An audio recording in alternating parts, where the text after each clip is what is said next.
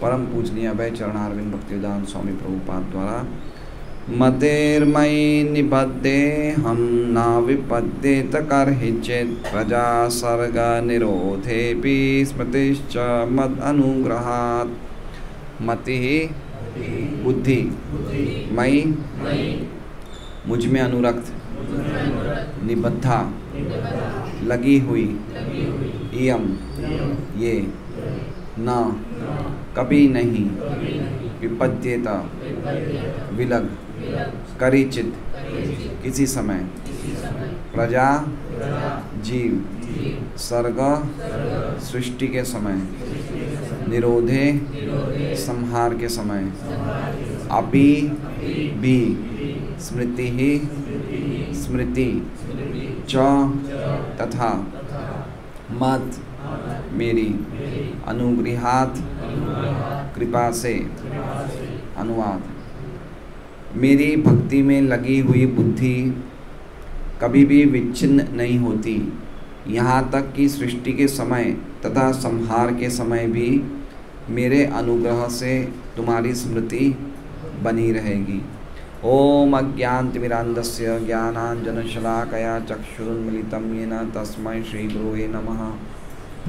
श्रीचैतन्यमनोभीष्टं स्थापितं येन भूतले स्वयं रूपकदा मह्यं ददाति स्वपदान्तिकम्। नाम श्रेष्ठं मनुमपि शचीपुत्रम् अत्र स्वरूपं रूपं तस्याग्रजं गुरुपुरीं माथुरीं गोष्ठवाटीं राधाकुण्डं गिरिवरम् अहो राधिका माधवाशां प्राप्तो यस्य प्रतितः कृपया श्रीगुरुं तं नतोऽस्मि।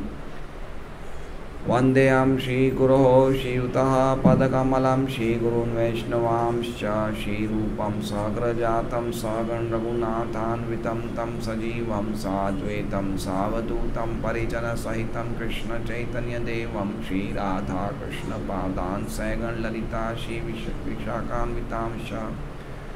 गुरु वैष्णव भगवान तीने स्मरणे सर्वविघ्नविनाशन अनायास होय निज वांछित पूरण।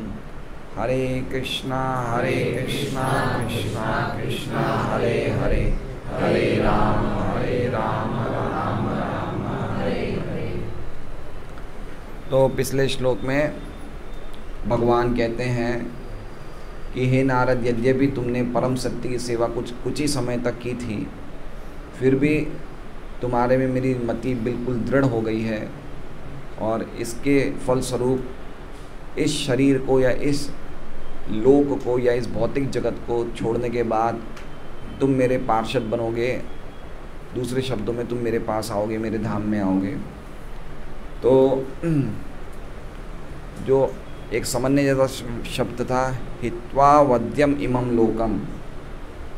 तो लोक मतलब हमने जैसे चर्चा करी थी कि लोक का अर्थ शरीर भी होता है और भौतिक जगत भी होता है। और ये दोनों को क्या बताया गया, भगवान क्या कह रहे हैं, अवध्यम। और भगवद गीता में भगवान कहते हैं दुखालयम, अशाश्वतम, अनित्यम, असुखम, पुनरावृत्ति। ये सब भौतिक जगह, ये भगवद गीता के सब शब्द हैं। आ ब्रह्म भुवनालोका पुनरावर्तिनो अर्जुन। तो अवध्यम लोकम मतलब ये शरीर से या इस भौतिक जगत से हम जीवात्मा को हमेशा कष्ट मिलता है, हमेशा दुख प्राप्त होता है। कितने प्रकार के दुख प्राप्त होते हैं? 7 प्रकार के। 4 तो जन्म मृत्यु जरा व्याधि, और 3 त्रिताप। त्रिताप मतलब आध्यात्मिक के क्लेश, अधिभौतिक क्लेश और अधिदैविक क्लेश। ठीक है। तो हम में से जो भी यहाँ बैठे हैं उनको ये 3 तापों से संबंधित या जन्म मृत्यु जरा व्याधि से संबंधित कोई कष्ट मिल रहे हैं? हम में से किसी को भी? कौन कह सकता है कि हमें अभी तक इन 7 चीज़ों से संबंधित एक भी कष्ट नहीं मिला है? कोई भी हाथ उठाए कि भाई अभी तक हमने 40-45 साल की उम्र जी ली है, अभी तक इन 7 चीज़ों से संबंधित हमें कोई कष्ट नहीं मिला। इसका मतलब हम लोग पीड़ित हैं। हम इन 7 प्रकार की चीज़ों से पीड़ित है नहीं हैं। हमारे कभी कभी परिवार वाले परेशान करते हैं, कभी व्यापारी, कभी हमारे पड़ोसी, कभी ये शरीर, कभी हमारा मन, कभी हमारा ये शहर पर परेशान करता है नहीं करता है। शरीर से कष्ट और इस जगत से कष्ट मिल रहा है, लेकिन फिर भी हम इससे आसक्त हैं। सही बात है। हम शरीर को भी नहीं छोड़ना चाहते हैं और हम जगत को भी नहीं छोड़ना चाहते हैं। कितनी आसक्ति हमारी। हम लोग आखिरी टाइम तक यहाँ इस शरीर में बने रहना चाहते हैं या इस जगत में बने रहना चाहते हैं। हम निकलना नहीं चाहते हैं, लेकिन भगवान कह रहे हैं आपको निकलना पड़ेगा, आना पड़ेगा मेरे पास। तो ये सब कैसे हुआ? हम तो सब अकेले ही थे, लेकिन मैथुन की भूख ने हमें परेशान किया और हमने एक साथी ढूंढ लिया, जीवन साथी, जिसको हम कभी नहीं जानते थे, है ना। हमें एक स्त्री चाहिए, स्त्री को एक पुरुष चाहिए, जिसे हम, मान लीजिए अगर मेरी 25 साल की उम्र में शादी होती है तो 25 साल पहले तो मैं उसे जानता ही नहीं था, है ना। मैं रहता हूँ सूरत, वो रहती है जोधपुर, हमें कोई संपर्क नहीं था, लेकिन हमारा एक संपर्क बनता है खाली मेरी एक भूख को मिटाने के लिए, और फिर उस संपर्क से हमारा एक संबंध बनता है, और उस संबंध से फिर हमारे बच्चों की, पोतों की और परिवार की एक टोली खड़ी हो जाती है। क्या खड़ी हो जाती है? टोली। इसे प्रभुपाद बोलते हैं टोली, बैंड ऑफ रिलेटिव्स, संबंधियों की टोली। और उस टोली को हम अपना मानने लग जाते हैं और भगवान को पराया मानने लग जाते हैं, है ना। तो ये इसका ये बहुत अच्छा वर्णन किया हुआ है भागवतम के 4 स्कंद में, पुरंजन आख्यान में, कि हमारे सबसे सनातन साथी थे वो परमात्मा हैं, जो अविज्ञात है, जो हम जिनको नहीं जानते, लेकिन वो हमें कभी नहीं छोड़ते। लेकिन हम उनको भूल के हमने अपनी शरीर की इच्छाओं को पूरा करने के लिए नए नए परिवार की, रिश्तेदारों की टोली बना दी है, और उस टोली के साथ हम घूम रहे हैं। और जो भी हम कार्यों में लगे हुए हैं, शादी में हैं, व्यापार में हैं, बच्चों की पढ़ाई में हैं, गृह प्रवेश में हैं, या जो ये क्या है, ये सब उन टोलियों से संबंधित कार्य हैं। वो जिन टोली को हमने इकट्ठा कर लिया है, ये टोली क्या है? संबंधियों की टोली नहीं है, ये स्वजन दस्यु। ये क्या है? भागवत कहती है जितने भी संबंधी हैं सब चोर लुटेरे डाकू हैं सब। भागवत कह रही है स्वजन दस्यु मतलब लुटेरे, स्वजन मतलब संबंधी। और हम क्या समझते हैं? ये हमारे हैं। पत्नी बोलती है, देखो सुनो जी, मिश्रा भगवान मुझे 1000 रुपये चाहिए, बड़े खुश होते हैं, अरे ले लो। और कोई बुक देने आएगा, अरे नहीं मुझे नहीं चाहिए, मुझे गीता भागवत नहीं चाहिए। देखा तो क्या हुआ? कोई भक्त मांग रहा है कि भगवान की सेवा में 1000 रुपये दे दो, वो हम नहीं देंगे, लेकिन पत्नी मांग रही कि मुझे कुछ कपड़े खरीदने, तुरंत दे देंगे। तो हमने ऐसे डाकू लुटेरों की एक टोली खड़ी कर दी है, और हम लोगों को लगता है ये हमारे हैं, है ना। इसलिए हमारी जो मति है, जो पिछले श्लोक में भगवान ने कहा कि तुम्हारी जो इतने छोटे समय में सेवा करने पे भी तुम्हारी जो मति दृढ़ हो गई, हमारी मति दृढ़ नहीं है। इसलिए मति दृढ़ करने का एक सबसे सशक्त शस्त्र हमारे पास वो है कि हर समय हरे कृष्णा कृष्णा कृष्णा हरे हरे, हरे राम राम राम हरे। अब इसमें मति का अर्थ लिखा है पिछले श्लोक में और इस श्लोक में, दोनों में मति का अर्थ लिखा हुआ है बुद्धि। तो बुद्धि को लगाना पड़ेगा हमें खाली नियमों में नहीं बंधना है। जैसे मान लीजिए कि मेरी मृत्यु का समय आ गया है, शाम का 5 बजे का टाइम है, तो आप लोग मेरे घर पे आते हैं, बोले प्रभु जी हरे कृष्णा बोलो, तो मैं आपको ही बोलूँगा नहीं मैं 16 माला सुबह कर चुका हूँ, अब मैं नहीं बोलूँगा, मेरी हो गई अब मैं नहीं करूँगा। नहीं, ऐसा नहीं है। हमें ये महामंत्र का अभ्यास 24 आवर्स करने का प्रयास करना चाहिए, तो मति भगवान में लगेगी। 16 माला प्रभुपाद जी ने कहा है कि भाई एक, चलो ठीक है, एक हमारा नियम है कि कम से कम इतना करना है, लेकिन कम से कम है, ये ज़्यादा से ज़्यादा नहीं है। इसलिए भगवान में मति लगाने का सबसे सरल उपाय है भगवान के नामों का सदैव उच्चारण करने का प्रयास करना चाहिए। इससे क्या बुद्धि लगी रहेगी। जैसे बुद्धि और लगाने का प्रयास करना चाहिए कि हमें समझना चाहिए। जैसे कल मैं और सुरेश जी डिस्ट्रीब्यूशन में थे, तो सुरेश जी वहाँ पे देवदर्शन रेसिडेंसी में, तो सुरेश जी हम डिस्ट्रीब्यूशन में बातें कर रहे थे, तो मुझे बोले कि प्रभु जी आप इतने सारे भागवतम इंस्टॉलमेंट में देते, पैसा आ रहा है क्या? मैं बोला कोई नहीं आ रहा पैसा, तो 2-3 लाख रुपए बाकी हैं। मैंने कहा कि भाई कोई व्यक्ति को मैं महीने के 10,000 भी दे दूंगा अगर कोई ये सेवा करे, भाई ये रुपया इकट्ठा करे, नहीं तो इतना टाइम हो गया कि लोग जो देने वाले होंगे वो और नहीं देंगे, है ना। भाई वो देख रहे सामने वाला कोई मांगने ही नहीं आ रहा है, हम क्यों दें, फिर वो बात ख़राब हो जाती है। तो इन्होंने खुद नहीं चला के बोले प्रभु जी मैं सेवा कर लूँ क्या? बोले मैं रोज़ 2 घंटा जाऊँगा। मैंने बोला बहुत अच्छा है। बोले अब मैं रिटायर हो गया हूँ, मैं 2 घंटा रोज़ जाऊँगा, लोगों से घरों में जाऊँगा, पूछ लूँगा भाई आप कुछ दीजिए। तो ये क्या हो गया, ये मति को फिक्स करना हो गया। अभी हमारी मति गोपियों की तरह है या ग्वाल बालों की तरह नहीं है कि हम 24 घंटे एक जगह बैठें या इधर उधर बैठते हुए हम भगवान को याद कर सकें, लेकिन हमें बुद्धि को लगाना पड़ेगा। तो इन्होंने अपनी बुद्धि को लगाया। अब ये जाएंगे लोगों से, आपने भागवत लिया है, आप कल को कोई बोलेगा हमें तो नहीं चाहिए। कोई व्यक्ति जिसने 500,000 रुपये दे तो ये भी बोल सकता है, तो ये समझाएंगे नहीं ये रखना चाहिए, वापस नहीं करना चाहिए। तो ये अपनी मति को भगवान की सेवा में लगा रहे हैं।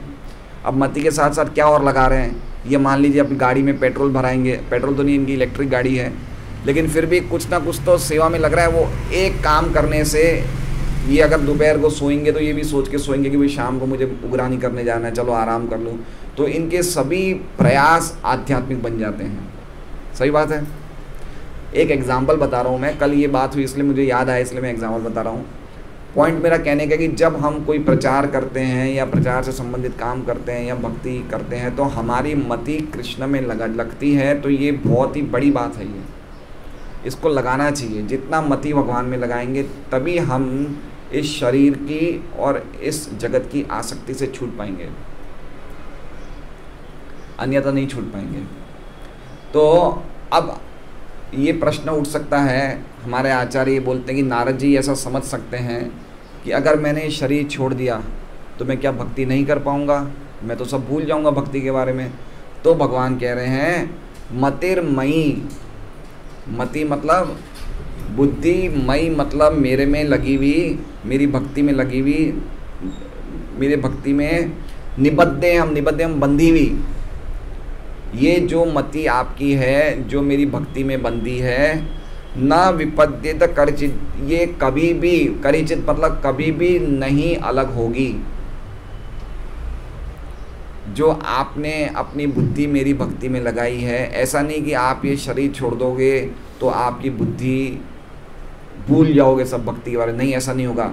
वो भक्ति की मति जो आपकी लगी है वो कभी भी आपसे अलग नहीं होगी, हमारे से अलग कभी नहीं होगी। जैसे हम भक्ति कर रहे हैं, हमने जितनी भक्ति कर ली है, वो भक्ति की जो हमारी मति है, भक्ति की जो बुद्धि है, हमारे साथ ही चलेगी हमेशा।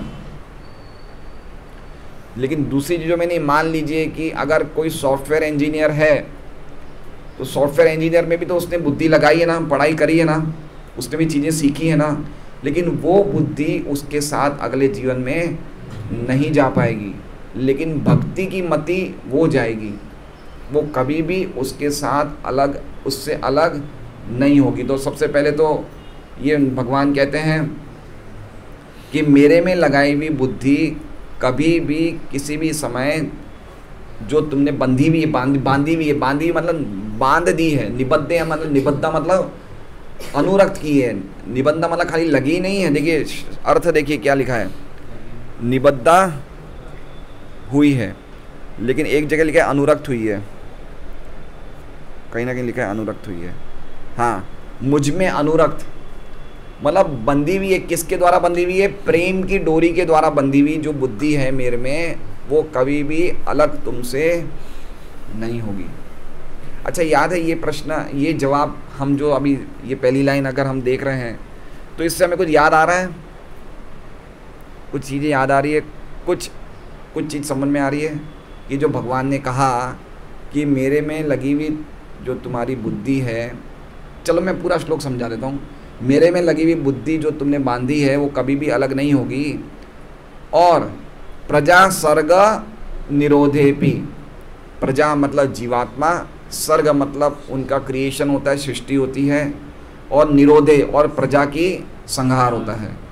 मतलब सृष्टि के ये भौतिक जगत की सृष्टि के टाइम पे जितने जीवों की सर्ग होता है, जितने जीवों की उत्पत्ति होती है, और इन जीवों के संहार के बाद भी निरोधे, निरोधे मतलब संहार। अब प्रजा सर्ग निरोधे भी इसका एक और अर्थ हुआ कि प्रजा सर्ग मतलब जो ये क्रिएशन हो गया, जो ये वर्तमान प्रजा का सर्ग हो गया। प्रजा मतलब समझ रहे हैं, प्रजा का अर्थ क्या होता है?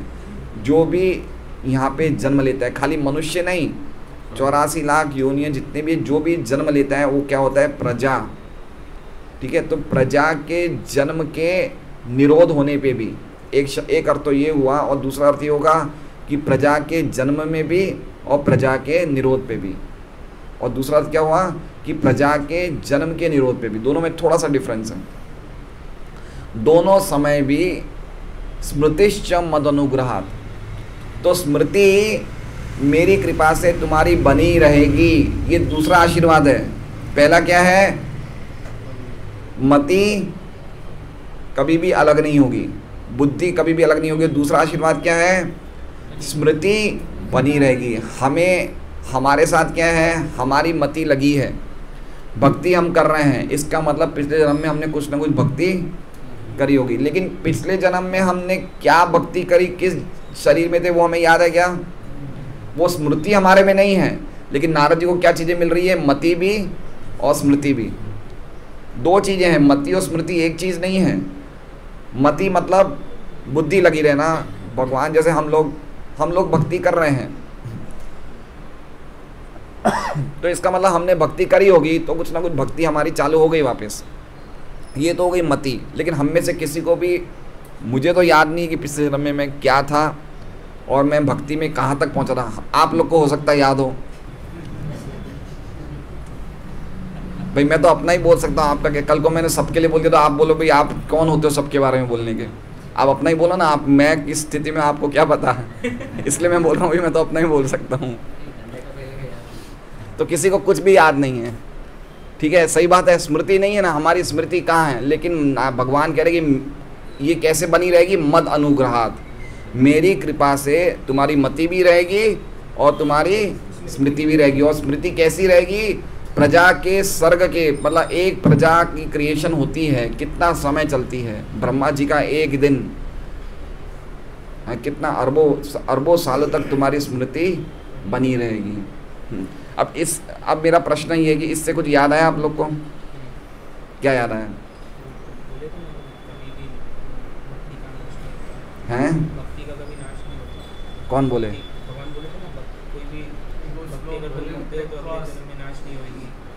हाँ, लेकिन वो तो ठीक है, आपने जो बोला वो सब दोनों ने सही बोला, लेकिन इस श्लोक से कुछ लिंक याद आ रहा है आपको? बोलिए प्रभु।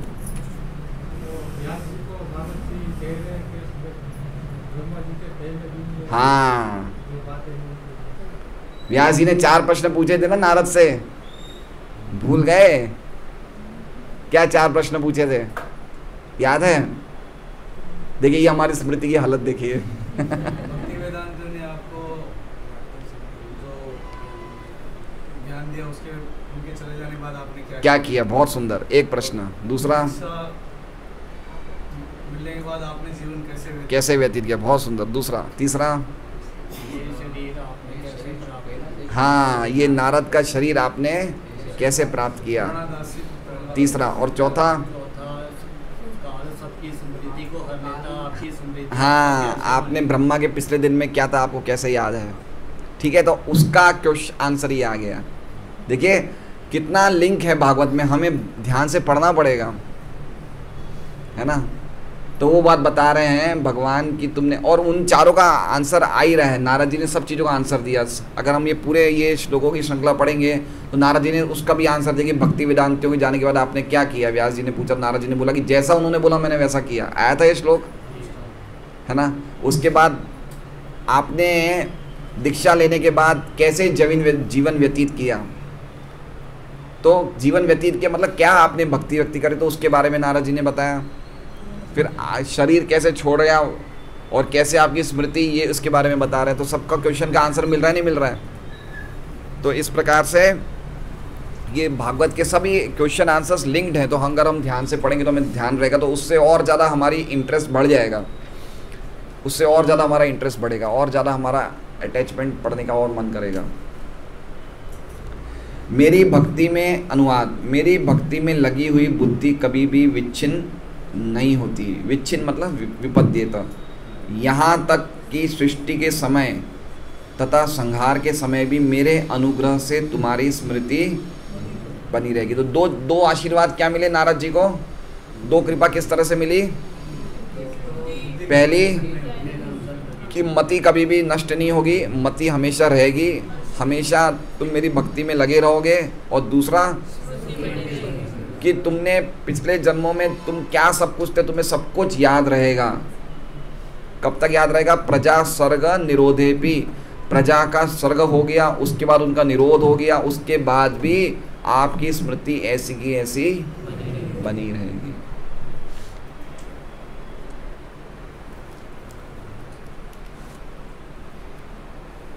देखिए अब इसमें विश्वनाथ चक्रवर्ती ठाकुर कहते हैं कि आपकी बुद्धि मेरे में लगी रहने के कारण कभी भी आपकी बुद्धि का नाश नहीं होगा। यहाँ तक कि सृष्टि के समय और जीवों के संहार के बाद भी मेरी कृपा से आपके पिछले कल्प की स्मृति नाश नहीं होगी। पिछले कल्प मतलब ब्रह्मा जी के पिछले दिन की स्मृति का भी आप भूलेंगे नहीं। आगे विश्वनाथ चक्रवर्ती ठाकुर कह रहे हैं कि तुम्हारा जो मेरे पे नित्य स्मरण है, नित्य ध्यान है, वो कभी भी विनाश नहीं होगा, क्योंकि वो स्मरण प्रेम द्वारा बांधा गया है। किसके द्वारा बांधा गया है? प्रेम द्वारा। देखिए एक बार समझिए, राधा कृष्ण को प्रेम द्वारा प्राप्त कर सकते हैं, विधि भक्ति के द्वारा प्राप्त नहीं कर सकते हैं। समझे बात को? समझ रहे हैं? देखिए दो भक्ति होती है, एक होती है विधि भक्ति, तीन प्रकार की भक्तियाँ होती है। एक होती है विधि भक्ति, एक होती है भाव भक्ति, एक होती है प्रेम भक्ति। और विधि भक्ति में एक होता है, आगे की स्टेज होती है रागात्मिका भक्ति, रागानुगा भक्ति। तो भगवान विधि भक्ति के द्वारा प्राप्त नहीं है, लक्ष्मी नारायण विधि भक्ति के द्वारा प्राप्त है, लेकिन राधा कृष्ण विधि भक्ति के द्वारा प्राप्त नहीं, वो प्रेम भक्ति के द्वारा प्राप्त हैं। डिफरेंस समझ रहे हैं? है कि तो हम जब मंगल आरती कर रहे हैं भगवान की, तो अभी हमारी जो भी विधि भक्ति हैं वो राधा कृष्ण के स्वरूप में लक्ष्मी नारायण स्वीकार कर रहे हैं। कौन स्वीकार कर रहे हैं? लक्ष्मी नारायण स्वीकार कर रहे हैं, क्योंकि राधा कृष्ण विधि भक्ति को स्वीकार नहीं करते, वो सीधी प्रेम भक्ति को ही स्वीकार करते हैं। तो अभी हमें कौन से स्टेज पे पहुंचते हैं? अगर गोलोक वृंदावन जाना तो हमें कौन से स्टेज पे पहुंचना पड़ेगा? अगर हम विधि भक्ति करेंगे तो हम वैकुंठ तक जा सकते हैं। विधि भक्ति वाला समझ रहे हैं? प्रेम नहीं है, लेकिन भावना बहुत है, ये भगवान है, मुझे इन्हें प्रणाम करना है। दासत्व की भावना बहुत है, लेकिन प्रेम की भावना नहीं है, तो हम वैकुंठ तक जा सकते हैं।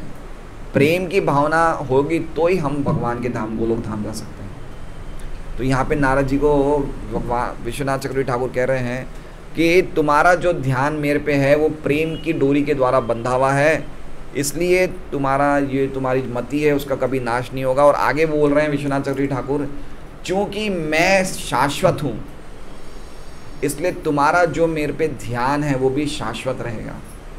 कितनी सुंदर बात कही, चूँकि मैं शाश्वत हूँ इसलिए जो तुम मेरे पे मति लगा रहे हो वो भी शाश्वत रहेगी। अब एक प्रश्न ये हो सकता है कि शाश्वत तो हम भी हैं, जैसे मान लीजिए जगत प्रभु भी शाश्वत है, श्यामा वल्लभी माता जी भी शाश्वत है। तो जगत प्रभु अगर श्यामा वल्लभी माता जी पे मति लगाएंगे तो ये भी तो रहेगी ना, जन्म जन्म का साथ है, निभाना पड़ेगा, रहेगी नहीं रहेगी? भाई शाश्वत है नहीं है? सीरियसली बोल रहा हूँ भाई, आत्मा तो शाश्वत ही है, वो भी शाश्वत है। तो ये जन्म जन्मांतर इनका ध्यान स्मृति बनी रहेगी इनमें, अगले जन्म में भी इनको याद रहेगा कि मेरी पत्नी श्यामा वल्लभी थी, मेरा प्रेम उससे बनेगा, ऐसा याद रहेगा? क्यों नहीं रहेगा जब ये शाश्वत है? तो है नहीं वो तो ठीक है, कुल खाया वो याद नहीं रहता है, लेकिन पॉइंट मेरा ये है कि ऐसे तो नारद जी कभी याद नहीं रहता, लेकिन भगवान कह रहे हैं ना चूंकि मैं शाश्वत हूँ इसलिए तुम्हारा जो मेरे पे ध्यान है वो भी शाश्वत बना रहेगा। तो हम भी तो अपने बच्चों का, पत्नी का ध्यान करते हैं, करते नहीं करते, तो वो भी तो शाश्वत है, तो वो क्यों एक जन्म के बाद नष्ट हो जाता है, वो क्यों नहीं याद रहता हमें हैं? क्या जो अपनी बुद्धि है वो निरंतर प्रेम भक्ति में नहीं लगी, शरीर से संबंधित है। वो हम जो प्रेम कर रहे हैं, जो हमारी मति लगी, किससे संबंधित है? शरीर से। वो आत्मा से संबंधित नहीं है। इसलिए आत्मा शाश्वत होने पे भी चूँकि वो हमारे सब शरीर के संबंध हैं, इसलिए हम सब भूल जाते हैं। सिंपल आंसर है, कोई ज़्यादा विशेष वो बात नहीं है। और श्रीधर स्वामी कह रहे हैं कि गुजराती समझ सकते हैं आप लोग, મારામાં સ્થાપેલી તારી આવી બુદ્ધિનો ક્યારેય નાશ નહીં થાય। મારા અનુગ્રહથી સૃષ્ટિના સર્જન અને સંહારમાં પણ તને અખંડ ભગવત સ્મૃતિ રહેશે। સૃષ્ટિના સર્ગે સર્જનમાં નિરોધે સંહારમાં પણ, अथवा સૃષ્ટિના સર્જનનો સંહાર થાય ત્યારે પણ। दो अर्थ बताए श्रीधर स्वामी ने। सृष्टि का जो सर्जन हो गया है उसका संहार होने के बाद भी आपकी स्मृति बनी रहेगी, और प्रजा की सृष्टि के समय भी और प्रजा के संहार के समय भी। समझ रहे हैं? दो अर्थ, प्रजा की सृष्टि के समय भी और प्रजा के संहार के समय भी आपकी स्मृति बनी रहेगी, और जो ये सृष्टि का सर्जन हो गया है उसके संहार के बाद भी आपकी स्मृति। तो नारद क्या इटर्नल है, नारद जी क्या है? शाश्वत है। वो कभी भी, चाहे कितनी भी ये दुनियाएं बन जाएं, कितनी भी सृष्टियां हो जाए, लेकिन वो हमेशा रहेंगे, बने रहेंगे वो नारद जी। ऐसा आशीर्वाद भगवान ने दिया है। तो अब हम देखते हैं प्रभुपाद जी तात्पर्य में क्या लिखते हैं। देख, प्रभुपाद जी का सबसे पहला वाक्य क्या है? श्री भगवान के प्रति की गई भक्ति कभी भी व्यर्थ नहीं जाती। सबसे पहली बात बता दी, हमारी भक्ति जो भी हम कर रहे हैं कभी भी व्यर्थ नहीं जाएगी। ये न के न प्रकारेण, हम जो कुछ भी करें, प्रभुपाद जी कितनी बार बोले कि आप जो कुछ भी कर रहे हो आपके इटरनल बैंक अकाउंट में सब जमा हो रहा है, सब कुछ जमा होते जा रहा है। भक्ति जितनी भी कर रहे हो आप, सब जमा हो रही, कभी भी इसका नाश, कभी भी व्यर्थ नहीं जाएगी। हमारा एक एक प्रयास जो हमने भक्ति में किया है। ईशोपनिषद का एक श्लोक है, शायद मेरे हिसाब से लास्ट श्लोक है, उससे पहले का एक श्लोक है, जिसमें भक्त भगवान से प्रार्थना करते हैं कि आप कभी भी भूलना मत जो कुछ भी मैंने आपके लिए किया है। ऐसे भगवान नहीं भूलते, लेकिन उनका एक दैन्य का एक ये प्रार्थना है। तो कहने का तात्पर्य, हम जो कुछ भी भक्ति से संबंधित कर रहे हैं, सुबह उठ रहे हैं, जप कर रहे हैं, गाड़ी चलाते टाइम जप कर रहे हैं, किसी को प्रचार कर रहे हैं, ये कभी भी व्यर्थ नहीं जाने वाला है, कभी भी व्यर्थ नहीं जाने वाला। और इसका अगर हम व्यतिरेक लें, इसका उल्टा लें, तो इसका मतलब ये होगा कि इससे अलावा जो कुछ भी करोगे वो सब व्यर्थ चला जाएगा। इसे कहा जाता है डायरेक्ट मीनिंग, डायरेक्ट और इनडायरेक्ट। जब कोई चीज़ डायरेक्ट बताई जाती है तो उसका एक इनडायरेक्ट अर्थ भी होता है। तो अगर भगवान कह रहे हैं कि मेरे इसमें लगाई हुई बुद्धि कभी व्यर्थ नहीं जाती, इसका अर्थ ये हुआ कि मेरे अलावा कोई भी चीज़ में बुद्धि लगाओगे वो व्यर्थ चली जाएगी। हैं, चाहे हम एकेडमिक तरीके से कोई बहुत बड़े प्रोफेशनल हो, बहुत बड़े हम डॉक्टर हों, या बहुत बड़े हम बागेश्वर धाम के धीरेन्द्र जी शास्त्री हों, वो आ रहे हैं, सूरत आ रहे हैं, 200 लोगों से 50,000 रुपये लेंगे एक परिवार से, उनके साथ 10 मिनट बिताएंगे, ऐसे 200 लोगों को इकट्ठे कर 200 एक झटके में हो जाएंगे सूरत में, है ना। तो आप शरीर से संबंधित कोई भी चीज करोगे वो चीज व्यर्थ चली जाएगी, लेकिन भगवान की भक्ति से संबंधित कोई भी चीज होगी वो कभी भी व्यर्थ नहीं जाएगी। भगवान हमें बार बार गीता जी में भगवान बोलते, कौनते प्रति जानी ही न में भक्त प्रणश्यति। चूंकि भगवान शाश्वत हैं, अतः उनकी सेवा में लगाई हुई बुद्धि या उनके प्रति किया गया कोई भी कार्य स्थायी होता है। विश्वनाथ चक्रवर्ती ठाकुर भी ये बात बोले ना कि चूंकि मैं शाश्वत हूँ इसलिए तुम्हारा ध्यान जो मेरे में है वो भी शाश्वत रहेगा। और प्रभुपाद जी उस चीज़ को क्या बता रहे हैं, सेवा में लगाए। देखिए प्रभुपाद जी ने कहीं भी डिवोशन नहीं बोला है, क्या बोला है, डिवोशनल सर्विस। क्योंकि अगर हम खाली भक्ति बोलते हैं तो लोग समझते हैं कोई हृदय की भावना है, कोई इमोशन है, कोई सेंटीमेंट है। इसलिए प्रभुपाद जी जानते हैं कि आचार्यों को भगवान सशक्त करते हैं, उनमें शक्ति आवेश करते हैं कि जिससे कि वो किस हिसाब से लोगों के सामने कैसा प्रचार करें। तो उस भक्ति में सेवा मतलब सेवा का अर्थ बताया कि आपको प्रैक्टिकल सेवाएं करनी पड़ेगी। खाली मन में कि जैसे काफ़ी लोग बोलते हैं हमारे मन में तो भगवान हमेशा चलते रहते हैं, बोलते नहीं बोलते हैं, हमारे तो हृदय में नाम हमेशा चलता रहता है, चाहे देखेंगे पिक्चर, पिएंगे चाय, लेकिन मन में क्या चलता रहता है। तो इसलिए प्रभुपाद जी जानते थे ऐसा लोग बहुत करेंगे, इसलिए क्या कहा है, भक्तिमय सेवा। विश्वनाथ चक्रवर्ती ठाकुर ने लिखा है कि आपका ये ध्यान, लेकिन प्रभुपाद जी ने ध्यान नहीं लिखा है, क्योंकि अगर ध्यान करने जाए, अभी विश्वनाथ चक्रवर्ती ठाकुर 400-500 साल पहले आए थे, प्रभुपाद जी अभी आए हैं, तो पता है लोगों की स्थिति क्या है, ध्यान करेंगे तो क्या ध्यान कर पाएंगे। इसलिए सेवा में लगो, प्रैक्टिकल सेवा में लगो, है ना। अभी हमारी सेवा में बहुत बड़ी समस्या आ रही है, भागवतम याद प्रसाद की सेवा तो हमें 7 पुरुष चाहिए जो 7 दिनों के लिए प्रसाद बना सके। माताएं के लिए थोड़ा भारी काम है ये, इसलिए पुरुष आना चाहिए। हर सेंटर में पुरुष बनाते हैं, 7 पुरुष चाहिए, नहीं तो फिर हमें केलों पे आना पड़ेगा तो यहाँ पे रसोई मिल रही है हमें, कोई भी 7 पुरुषों को हर रोज़ एक दिन आना है भक्तों को, और सेवा बनानी है प्रसाद की। कितने लोग तैयार होंगे? हैं, हो सकता है उनको कटिंग वटिंग के लिए, कुछ हेल्पिंग के लिए मिल जाएंगे। हाँ हो जाएगा, कोई बात नहीं, तो 3-4 हो जाएंगे, मिल जाएंगे, लेकिन कोई आगे तो आए। आप पुरुषों को, तो मुझे तो रसोई बनाने नहीं आती क्योंकि हम तो सूरत में ही रहते हैं, लेकिन काफ़ी लोग ऐसे हैं जिनकी राजस्थान से काफ़ी कनेक्शंस हैं, तो उनको रसोइयाँ बनाने आती है। तो मान लीजिए अगर हम 5 जनों की रसोई बना सकते हैं तो हम 50 लोगों को भी बना सकते हैं, उसमें दिक्कत नहीं है। थोड़ा बहुत प्रैक्टिस चाहिए, जैसे पिछले श्लोक में हमने देखा था प्रशिक्षण। प्रभुपाद जी क्या बोलते हैं, ट्रेनिंग, तो यही तो ट्रेनिंग है। कल मैंने मिश्र भगवान रोग बोले तो चौंक गए, ये कैसे हो सकता है तो चौंकना नहीं है, हमें सेवा लेनी है। ये सेवाएं व्यर्थ नहीं जाती है, भगवान के भक्तों के लिए प्रसाद बनाना, ये सब सेवाएं तो हैं। ये सेवा से ही हमारी मति लगेगी। ऐसे नहीं है कि हम 24 घंटे हम बिल्कुल गिरे हुए लोग हैं, मंदा सुमंद मत हो। जितनी सेवा करेंगे उतनी मति लगेगी।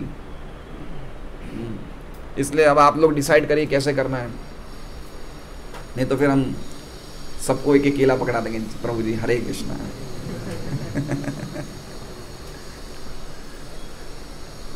श्रीमद् भगवद गीता में भी कहा गया है कि श्री भगवान के प्रति की गई ऐसी दिव्य सेवा जन्म जन्मांतर तक संचित होती जाती है, और जब भक्त पूर्ण रूप से परिपक्व हो जाता है तो अपनी सारी संचित सेवा द्वारा भगवान के सानिध्य में जाने के योग्य हो जाता है। देखिए अब इसमें समझने जैसी बात है, एक श्लोक है जो 10वें स्कंद में है, इतम सताम ब्रह्म सुखानुभूत्या दास्यम गतानाम परदेवतेना मायाशितानाम नरदारिकेणा साकम विजरु कृत पुण्य पुंजा। तो जब भगवान के ग्वाल बाल जो गोप सखा थे, वो जब भगवान के साथ खेल रहे थे, तो सुखदेव गोस्वामी ये श्लोक बोलते हैं कि ये जो भक्त हैं, जो ये गोप सखा है, कृत पुण्य पुंजा, इन्होंने काफ़ी जन्मों तक भक्तिमय क्रियाएं करी, जिनके इनकी भक्ति इकट्ठी होते होते आज ये भगवान के सानिध्य ने मिला है। तो ऐसे 2 प्रकार के भक्त हैं, क्योंकि वो गोप सखा तो भगवान के नित्य पार्षद हैं, वो तो नित्य, वो कभी भी उनको ये चीज़ लागू नहीं होती है, लेकिन ऐसे भक्ति करके भी हम लोगों पे वो लागू हो सकती है। अगर हम भी भक्ति इकट्ठी करते करते तो एक टाइम ऐसे होगा जब हमारी भक्ति पूरी परिपक्व होकर हम भगवान का सानिध्य। इसको कैसे समझें? इसको समझें कि जैसे मान लो कि अगर घर में कोई पिता के बेटी की शादी है, और वो शादी मान लीजिए अभी वो बेटी की उम्र 12-13 साल है, उनको पता कि भाई 7-8 साल के बाद शादी करनी है, और शादी में करीबन 10 लाख रुपया खर्चा लगेगा। तो क्या करेगा, 10 साल पहले से ही थोड़ा थोड़ा सेविंग करना शुरू कर देगा। भाई इतना इतना इकट्ठा करने के बाद 8 साल के बाद मेरे पास 10 लाख रुपए इकट्ठे हो जाएंगे, तो मैं शादी ढंग से कर पाऊँगा। तो इसे क्या हो गया, बचाना, इकट्ठा करना। उसी प्रकार से हर जन्मांतर भक्ति इकट्ठी होती जाएगी, तो हमें एक ना एक दिन भगवान का सानिध्य मिल जाएगा। क्योंकि कोई भी चीज़ व्यर्थ तो जाने वाली है ही नहीं, इकट्ठी तो हो ही रही है। भाई आप समझिए, तो खर्चा तो हो ही नहीं रहा है, इकट्ठा हो रहा है। बच्चे लोग पिगी बैंक रखते हैं ना, वो इकट्ठा ही करते, तो कोई खर्चा तो होता ही नहीं, इकट्ठा ही होता। तो भक्ति खर्च तो हो ही नहीं रही है। भक्ति तो हमारी हर जन्म में एकत्रित हो रही है, व्यर्थ नहीं जा रही है। इसमें कमाने का ही धंधा है, खोने का तो धंधा है ही नहीं है। इसमें खोना क्या है? भौतिक जगत में हम जो कुछ भी कर रहे हैं वो खोने वाला धंधा है। पैसा कमाना भी खोना ही है, क्योंकि अल्टीमेटली वो खर्च हो ही जाता है। सही बात है। जो कुछ भी हम कर रहे हैं, हम अपनी ह्यूमन एनर्जी है, हमारी शक्ति है, हमारा पैसा है, हमारा उम्र है, हमारा टाइम है, सब खो ही खो रहे हैं। लेकिन अगर यही चीज़ें सब भगवान की शक्ति में लग जाती है, भगवान की सेवा में लग जाती है, तो ये सब क्या, ये सब गेन हो जाता है, ये प्रॉफिट हो जाता है, ये इकट्ठा ही हो रहा है। कितनी बड़ी बात है। एक भी चीज़ का लॉस नहीं है इसमें, ये इकट्ठी होती जा रही है। और जब परिपक्व हो जाती है तो भगवान का सानिध्य हमें प्राप्त हो जाता है। श्री भगवान की ऐसी संचित सेवा कभी भी विनष्ट नहीं होती, अपितु पूर्ण परिपक्व होने तक बढ़ती ही जाती है, बढ़ती जाएगी। इसलिए एक श्लोक आया था 5वें अध्याय में, आपको याद होगा कि भक्त लोगों का जब भक्ति से पतन होता है तो वो कर्म बंधन की तरह कर्मों के चक्कर में जन्म नहीं लेते, वो भक्ति बढ़ने, अपनी भक्ति में प्रगति करने के लिए जन्म लेते हैं। आया था ये श्लोक। हाँ, बार बार सामान्य व्यक्ति का कर्मों के बंधन के अनुसार जन्म होता है, लेकिन भक्त का खाली उसकी भक्ति बढ़ाने के लिए जन्म होता है। तो यही बात लिखी है, अपितु पूर्णतः परिपक्व होने तक बढ़ती ही जाती है। वो बार बार जन्म लेता है कि उसकी भक्ति और बढ़े, और फिर एक बार उसे भगवान का सानिध्य मिल जाता है और उसकी भक्ति सनातन चलती रहती है। तो कितना एनकरेजिंग स्टेटमेंट है, कितनी बड़ी बात है ये। हमें इसलिए सबसे इम्पॉर्टेंट है ज़्यादा से ज़्यादा भागवत सुने, पढ़ें और महामंत्र का जप कीर्तन करें, ये सबसे इम्पॉर्टेंट है। इससे क्या होगा कि हमें भक्ति की महिमा पता चलेगी। जैसे हमें कितना एनकरेजिंग स्टेटमेंट मिल रहा है ना, कितना प्रेरणादायक स्टेटमेंट मिल रहा है, तो हमें आज लगेगा कि चलो आज हम थोड़ी और भक्ति करें, हमारी तो भक्ति घटी हो रही है ना। इसलिए कांस्टेंट भागवत का पढ़ना चालू रहना चाहिए। कांस्टेंट मतलब सेवाएं जो हम कर रहे हैं उसके अलावा जब भी हमें समय मिले भागवत पढ़ना, महामंत्र का जप, ये दोनों चीज़ें तो चालू रहनी ही चाहिए। इनको कभी भी हमें रोकना नहीं है। ठीक है। हरे कृष्णा। श्रीमद् भागवतम की जय। वांछा कल्पतरुभ्यश्च कृपा सिंधुभ्यो च पतितानां पावनेभ्यो वैष्णवेभ्यो।